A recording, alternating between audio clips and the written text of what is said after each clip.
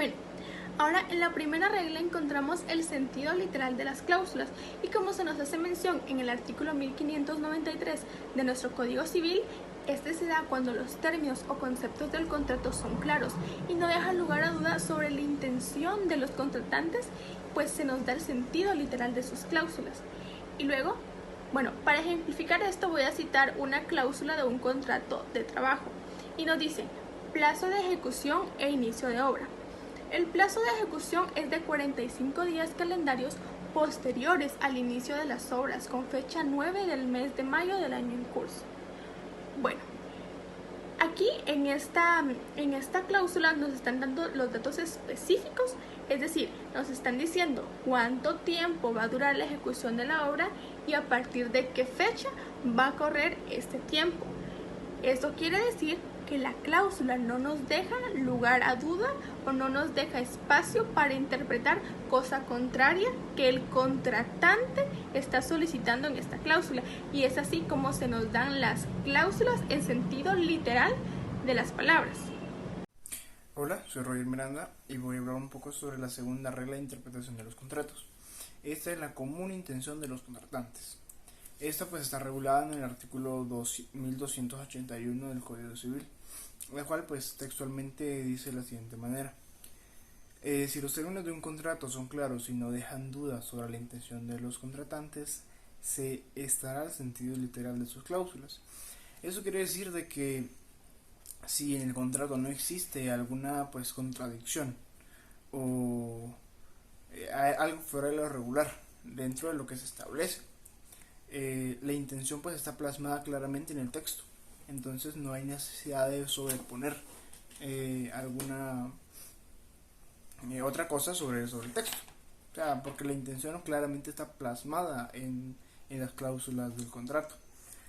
Después continúa diciendo que si las palabras parecieran contrarias a la intención evidente de los contratantes, prevalecerá esta sobre aquellas. Significa que si en algún momento el texto del contrato pues va en contra de las intenciones de los contratantes, pues obviamente lo que se tomará como base va a ser la intención, y en esta vez no se tomará de manera literal el texto, sino pues que se tiene que tomar como base la intención de los contratantes. Sin embargo, hay que tener presente de que para que la parte literal del contrato pues ya no tenga tanta validez, tiene que haber una clara intención contraria a lo que se establece en el mismo contrato, ¿eh? No es simplemente pues un par de textos y ya, no, sino que se tiene que hacer un análisis a fondo para determinar que el contrato ya no va a ser literal, a diferencia que como en la primera parte, que pues claramente la intención está vinculada directamente al texto. Como ejemplo, doy la tercera cláusula de un contrato de arrendamiento, la cual dice de la siguiente manera: el arrendatario queda obligado a lo siguiente. 1. A devolver el inmueble arrendado al arrendante en el mismo estado que lo recibió. B. Número 2.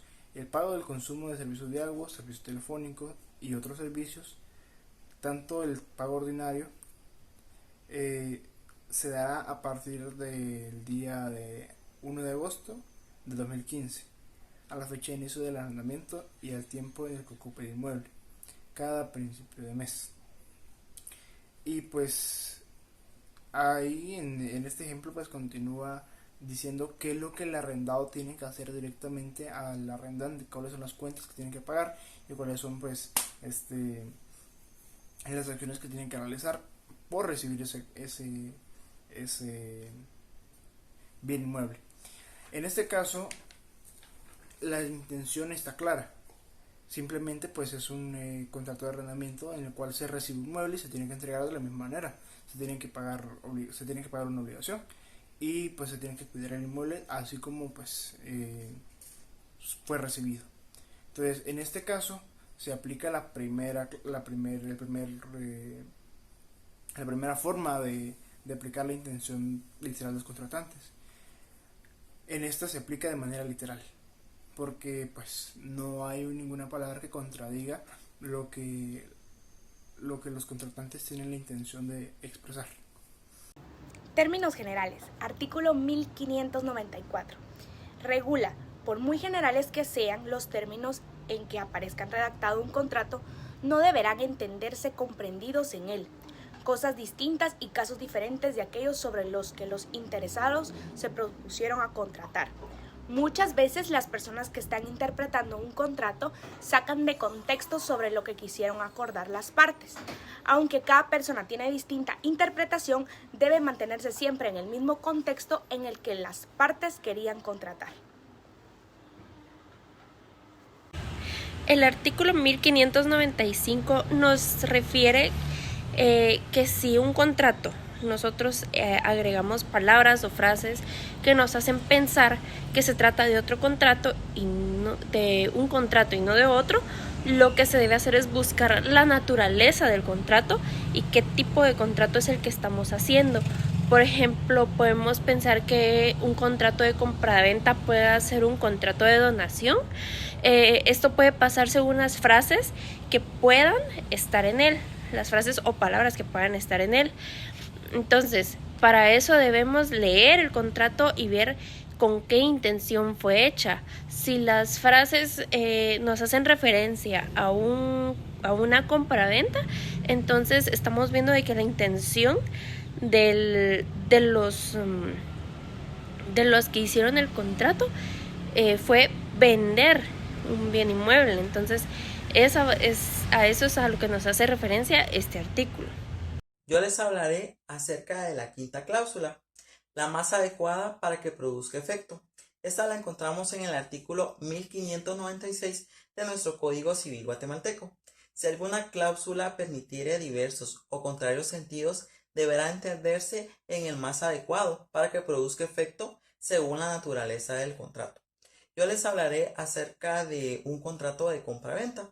En este caso, el vendedor expone que por el precio de 3,000 quetzales, los cuales recibe de forma satisfactoria, él vende, cede y traspasa el inmueble descrito en la cláusula anterior a la entidad Nuestra Tierra Activa Sociedad Anónima, incluyendo todo cuando de hecho y por derecho le corresponde al mismo. En este ejemplo, cuando el vendedor recibe a su entera satisfacción los 3,000 quetzales, él va a vender, cede, traspasa el inmueble al comprador con todo cuanto de hecho y por derecho le corresponderá. Seguiremos hablando acerca de la interpretación de los contratos y en este caso le toca el turno a la regla de contradicción, que es el artículo 1597 de siempre de nuestro Código Civil. Y de forma textual dice que cuando dos o más cláusulas se contradigan entre sí de tal manera que sea imposible su coexistencia, prevalecerá la cláusula o las cláusulas que sean más conformes con la naturaleza del contrato y con la intención de las partes. Acá es importante señalar dos datos. Primero, que deben contradecirse entre sí las cláusulas y además que debe ser imposible su coexistencia, o sea que éstas no pueden figurar dentro de un mismo contrato. Para poder ejemplificar este artículo, tendremos un contrato de compraventa de un bien inmueble. De color amarillo vemos subrayado al señor Néstor Rolando Pacheco Castillo, quien se va a denominar en este contrato como el vendedor del bien inmueble. Y luego acá de color verde vemos al señor José Alberto Rivera Montealegre, quien figurará como el comprador del bien inmueble. Si seguimos leyendo, en la primera cláusula dice: manifiesta el señor José Alberto Rivera Montealegre que es legítimo propietario del bien inmueble inscrito en el Registro General de la Propiedad como finca, y señala los detalles de este bien inmueble.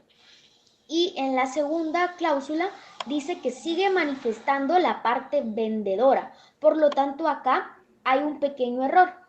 Se confunde o se contradice al mencionar a José Alberto Rivera Montealegre como el vendedor del bien inmueble cuando en realidad es el comprador. Esto con fundamento en el cuerpo sustantivo, en donde figuran los dos nombres de quién es vendedor y quién es comprador, y además podemos probar esto con el certificado de propiedad del bien inmueble que extiende el Registro General de Propiedad Y pues así es como se va a seguir con la naturaleza de este contrato, porque como bien sabemos, ellos lo que quieren es vender y comprar, y una misma persona no puede hacer eso consigo misma, y además pues van a seguir la intención de las partes.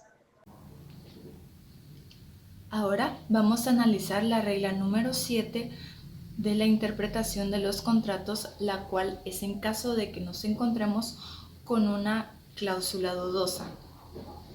Esta se encuentra establecida en el artículo 1598 de nuestro Código Civil y la regula de la siguiente manera. Las cláusulas se interpretarán las unas por las otras, atribuyéndoles a las dudosas el sentido que resulte del conjunto de todas. ¿Qué quiere decir esto? Significa que si en un contrato nos encontramos con una cláusula la cual nos está causando duda, no debemos para su interpretación analizarla individualmente, sino que debemos tener en cuenta todas las demás cláusulas para así poder determinar el sentido de esta cláusula, qué es lo que las partes en realidad querían estipular en dicha cláusula.